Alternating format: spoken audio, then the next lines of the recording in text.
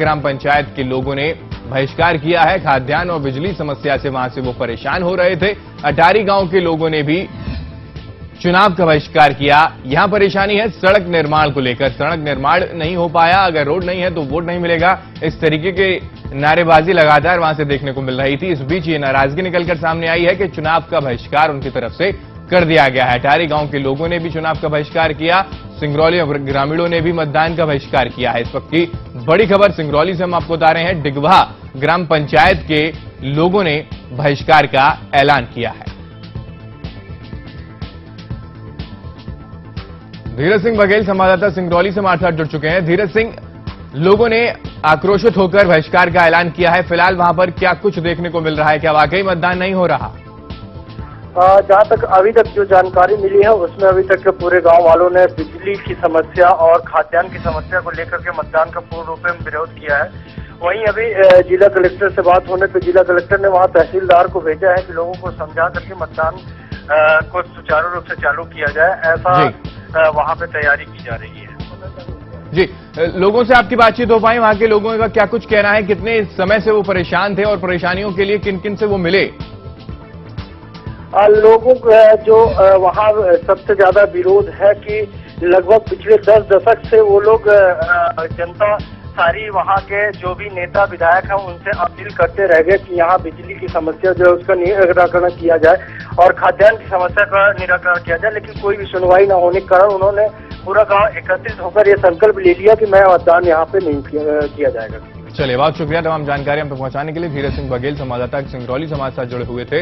हम आपको बता दें कि वहां पर लगातार खबर यह मिल रही है कि चुनाव के बहिष्कार का ऐलान लोगों की तरफ से किया जा रहा है। परेशानी मूलभूत समस्याओं को लेकर, यानी कि सड़क निर्माण की परेशानी वहां पर है, जिसके चलते बहिष्कार का ऐलान उनकी तरफ से किया गया है।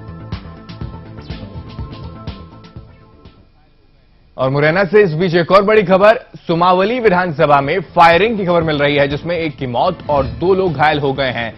विधानसभा चुनाव चल रहा है। इस बीच बड़ी खबर मुरैना से, जहां पर सुमावली विधानसभा में फायरिंग हुई, जिसमें एक की मौत हो चुकी है, जबकि 2 लोग गंभीर रूप से घायल भी बताए जा रहे हैं। इस वक्त की बड़ी खबर मुरैना से हम आपको बता रहे हैं। सुमावली विधानसभा की अगर बात करें तो वहां पर फायरिंग हुई है और फायरिंग होने के बाद वहां पर एक जने की मौत हो गई, जबकि 2 लोग घायल हो गए हैं। सुरक्षा के लिहाज से जिस तरीके से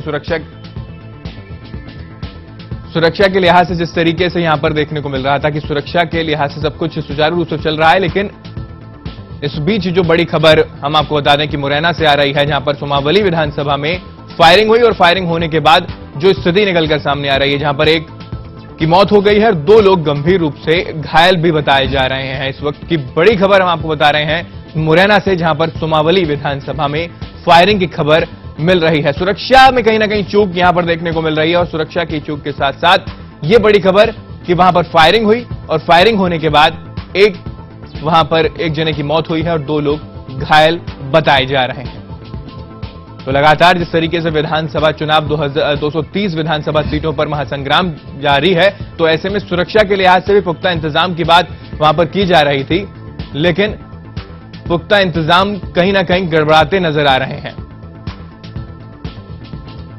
और हमारे साथ इस बीच हमारे कुछ मेहमान इस बीच जुड़े हुए हैं। जगदीश जी हमारे साथ वरिष्ठ पत्रकार वहां पर जुड़े हुए हैं, उसके साथ साथ प्रभुदत्त जी हमारे साथ जुड़े हुए हैं और प्रदीप परिवार हमारे साथ लगातार बने हुए हैं। सीधे प्रभुदत्त के पास चलते हैं। प्रभुदत्त, जिस तरीके की खबरें फिलहाल मिल रही हैं, चुनाव बहिष्कार का ऐलान भी हो रहा है, तो कहीं ना कहीं सुरक्षा में चूक नजर आ रही है। ऐसे में कहीं ना कहीं परेशानी लोगों को होती है।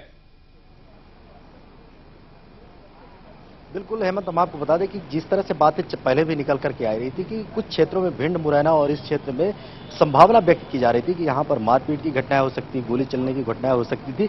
उस अंदेशा को यहाँ पर कि पूरा बल मिला है और जिस तरह से लगता है ये समझ में आ रहा है कि वहाँ पर पर्याप्त सुरक्षा की व्यवस्था नहीं की गई थी जिस तरह से वहाँ होनी चाहिए, लेकिन इससे भी बड़ी घटनाओं का अंजाम दिया जा सकता था। जिस तरह से आज वहाँ पर गोली चली है और लोग घायल हुए हैं, तो कहीं न कहीं चूक की व्यवस्था हो सकती, जिसमें अंदेशा लगाया जा रहा था वहां पर सुरक्षा की और पुख्ता व्यवस्था की जानी चाहिए थी।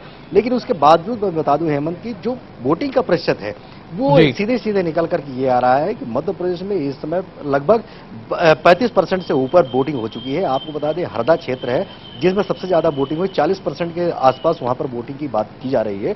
तो मध्य प्रदेश में जहां तक एक तरफ से सुरक्षा की पर्याप्त व्यवस्था की बात की